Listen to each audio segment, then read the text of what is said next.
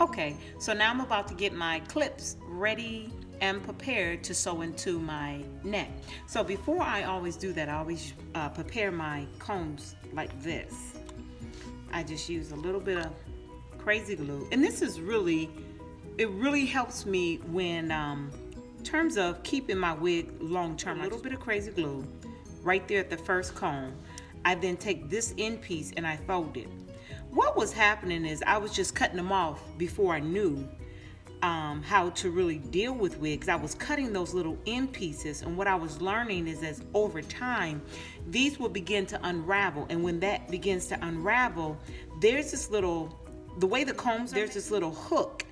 The hook would then begin to show, and then what happens is the hook began to catch my finger, and I noticed that my finger was scratching a lot. So if you want to begin to sell wigs, you got to be as professional as possible. So this is a tip, not only that's great for you, but it's also great if you want to take your wig game to another level and, you know, be more professional and more polished.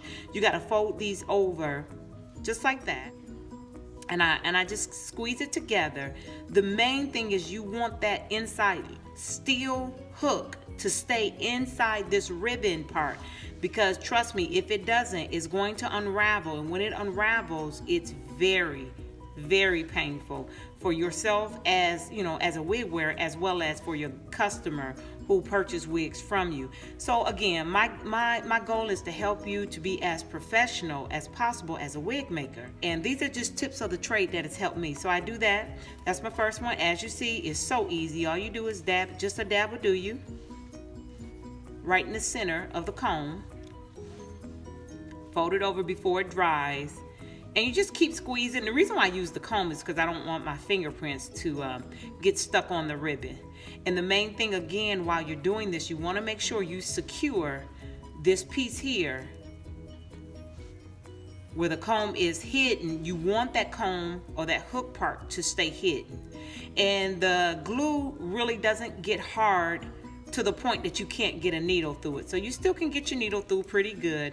Again, this is just a protective method that you're using, one, to keep that comb and that hook in there really, really secure, and take your wig game to another level that your customers can appreciate your professionalism, because you have to separate yourself as a wig maker. What's going to make you different as a wig maker than somebody else making wigs, you know, for $50 or $60?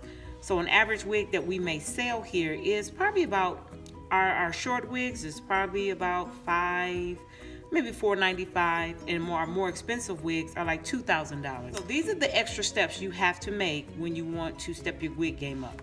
So now that those are all prepared, you keep them all going in one direction. Prepared, they're actually ready to be sewn into a wig cap.